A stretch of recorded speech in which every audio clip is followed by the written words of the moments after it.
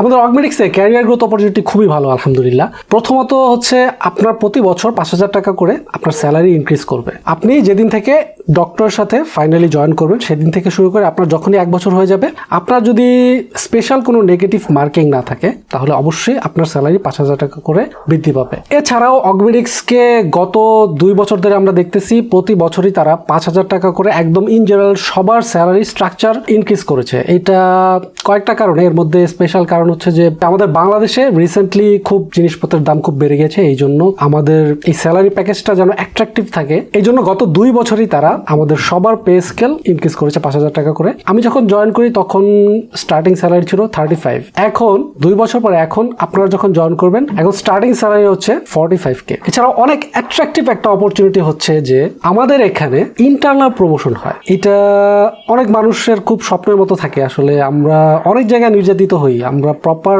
Effort দিই, দেখা যায় যে আমরা একটা অর্গানাইজেশনে জব করি, আমরা খুব এফোর্ট দিয়ে কাজ করি, তারপরেও যে পজিশনটা আমার পাওয়ার কথা ছিল, এই প্রমোশনটা আমার পাওয়ার কথা ছিল, কিন্তু বিভিন্ন কারণে সেই পজিশনটা আমরা পাই না। বাট এখানে এমন হবে না ইনশাল্লাহ। এটা একটা ডেটা বেসড কোম্পানি, এখানে প্রত্যেকটা এমপ্লয়ি কি পারফর্ম করতেছে, ডক্টরের সাথে কেমন কাজ করতেছে, ডক্টর কিন্তু আবার রিভিউ দেয়। সো আপনি যদি ভালো পারফর্ম করেন এটা অবশ্যই আপনার অর্গানাইজেশন দেখবে এবং সেই অনুযায়ী অবশ্যই আপনার প্রমোশন হবে। আর এখানে আপনি যেই সেক্টরটাতে ঢুকবেন বা এই অর্গানাইজেশনের যেই পার্টটাতে ঢুকবেন এটাকে বলে প্রোডাকশন সেকশন। আপনি যেহেতু মেডিকেল স্ক্রাইব হিসেবে অথবা মেডিকেল এআই স্পেশালিস্ট হিসেবে ঢুকবেন, এইখানে সব ইন্টারনাল রিক্রুটমেন্ট হয়।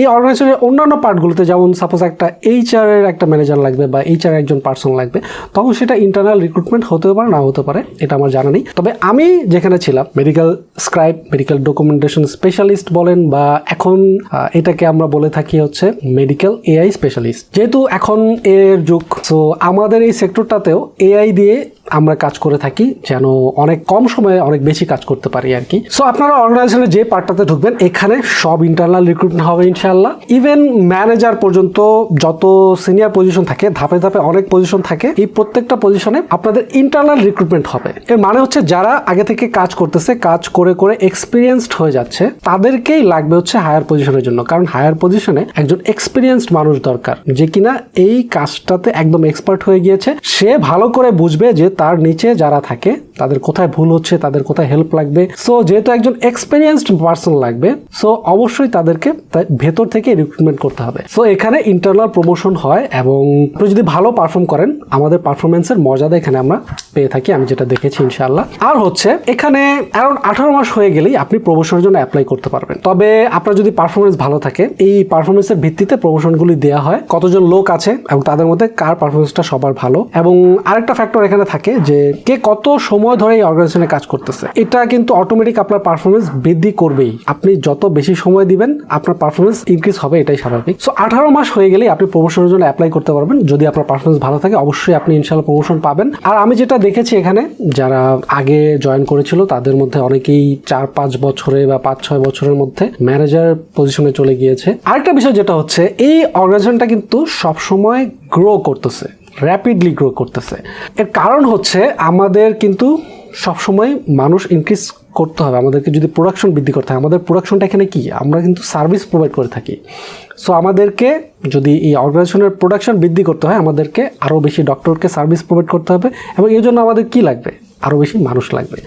সো এই কোম্পানিটা সবসময় গ্রো করবে এবং মানুষদেরকে রিক্রুট করবে, এটাই হচ্ছে এই অর্গানাইজেশনটার স্ট্রাকচার। সো এখানে যত মানুষ বৃদ্ধি পাবে আপনি চিন্তা করুন তত তাদেরকে ট্রেন করার জন্য মানুষ লাগবে, তাদেরকে সুপারভাইজ করার জন্য সুপারভাইজার্স লাগবে, তাদের কোয়ালিটি মেনটেন করার জন্য আরও বেশি কোয়ালিটি অ্যাসুরেন্স টিম লাগবে, আরও বেশি ম্যানেজার লাগবে। সো এই পজিশনগুলো তারা কিন্তু ভেতর থেকেই রিক্রুটমেন্ট করবে। সো আপনি যদি ক্যারিয়ার গ্রোথ অপরচুনিটির কথা চিন্তা করেন, এটা খুবই ভালো একটা অপরচুনিটি হতে পারে ইনশাআল্লাহ। আরেকটা বিষয় আমি এখানে অ্যাড করতে চাই, যেহেতু এটা একটা American multinational corporate organization, so আপনি যদি কখনো দেশের বাইরে যে আপনার ক্যারিয়ার গড়ার চিন্তা করেন, সাপোজ অনেকে ইউএসএতে বা কানাডাতে যে সেখানে ক্যারিয়ার করতে চায় এবং এর জন্য তারা এডুকেশন ভিসায় যাওয়ার জন্য ট্রাই করে, যে বিভিন্ন ইউনিভার্সিটিতে পড়ালেখার জন্য যাওয়ার ট্রাই করে, অনেক টাকা খরচ করে, বিভিন্ন কোর্স করে, অনেক কঠিন কঠিন পরীক্ষা দেয়, পরীক্ষা দিয়ে তারপর তারা ইউএসএ বা কানাডায় যেতে চায় এবং এখানে শুধুমাত্র থাকাটা কনফার্ম করার জন্য বছর পর বছর স্টাডি করতে হয়, একটা গ্র্যাজুয়েশন কমপ্লিট করতে 4 বছর স্টাডি করতে হয়। 4 বছর যে কত কষ্ট করা লাগে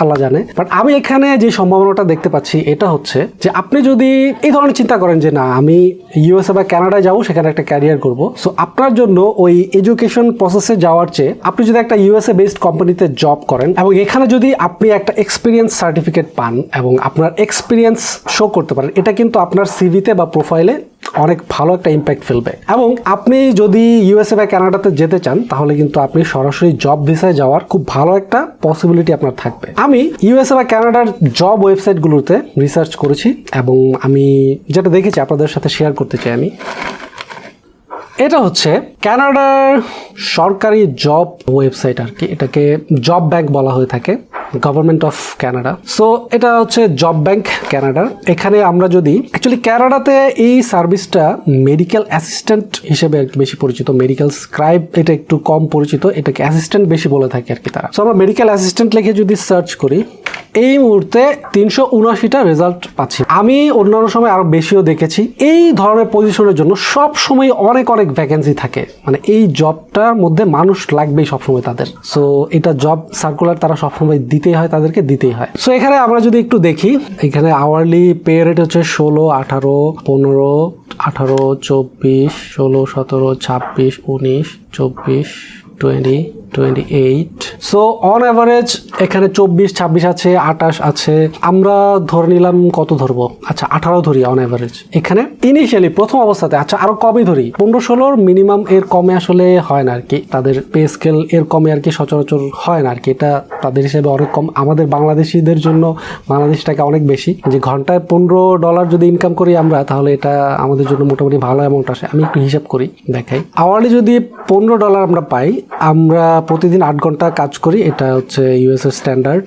সো $15 যদি আওয়ারলি হয়, 8 ঘন্টায় হয় হচ্ছে 120, এবং উইকে আমরা 5 ডেজ কাজ করব, 2 দিন উইকেন্ডস থাকবে অবশ্যই, এবং মাসে আমরা 4 সপ্তাহ কাজ করব, $2400 মান্থলি। এটাকে আমরা যদি টাকায় কনভার্ট করি 2,83,000, অলমোস্ট 3 লাখ। সো এটা হচ্ছে মিনিমাম আর কি।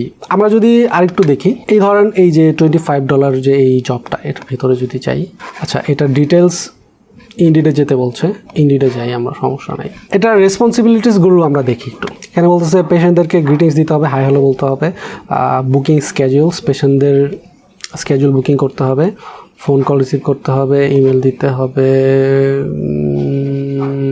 সো এটা সিমিলার টাইপের জব আর কি। এই ধরনের আপনার যদি মেডিকেল স্ক্রাইবিং এর এক্সপিরিয়েন্স থাকে, আপনি অবশ্যই ইনশাআল্লাহ এই জবটা তো অ্যাপ্লাই করতে পারবেন।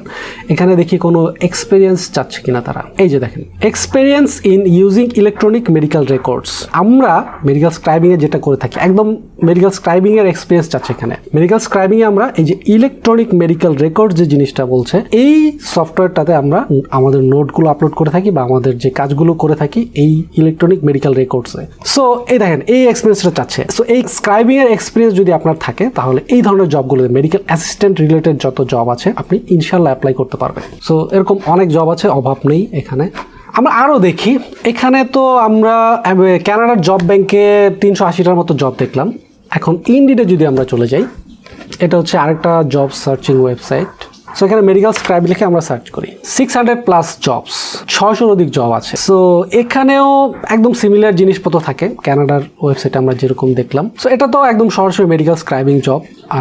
আপনি যে এক্সপিরিয়েন্সটা পাবেন এই অর্গানাইজেশন থেকে, একদম সেম জব এটা, কোনো পার্থক্য নেই। এছাড়াও আপনি মেডিকেল অ্যাসিস্ট্যান্ট লিখে সার্চ করলে আরও অনেক জব পাবেন। এখানে 17,000 জব। সো এইগুলোর বেশিরভাগগুলোতেই আপনি অ্যাপ্লাই করতে পারবেন আপনার এই জব এক্সপিরিয়েন্স দিয়ে। সো এটা অনেক সম্ভাবনার একটা জায়গা, আপনারা এটা সম্পর্কে অবশ্যই একটা পদক্ষেপ গ্রহণ করা উচিত বলে আমি মনে করি। এখানে আমরা দেখি অ্যাডমিনিস্ট্রেটিভ মেডিকেল অ্যাসিস্ট্যান্ট, এখানে এক্সপিরিয়েন্স চাচ্ছে 2 বছর, মিনিমাম 2 বছর এক্সপিরিয়েন্স থাকলে আপনি অ্যাপ্লাই করতে পারবেন। এই দেখুন এখানে এডুকেশন এক্সপিরিয়েন্স যেটা চাচ্ছে, এটা কিন্তু তারা বলে দেয়নি যে আপনাকে কোনো ডক্টর হতে হবে বা মেডিকেল স্কুল থেকে পড়তে হবে, যে কোনো সেক্টরে আপনার গ্র্যাজুয়েশন থাকলেই চলবে। আপনার কোনো একটা সাবজেক্টে গ্র্যাজুয়েশন আছে, আপনি 2 বছরের এক্সপিরিয়েন্স আছে একটা আমেরিকান কোম্পানিতে, আপনি এই জবটাতে অ্যাপ্লাই করতে পারবেন। আমরা রিকোয়ারমেন্টসটা একটু দেখি, এখানে কি কি চাচ্ছে, অ্যাডিশনাল ইনফরমেশন, এক্সপিরিয়েন্স, আচ্ছা রিকোয়ারমেন্টসের সেকশন এইগুলোই।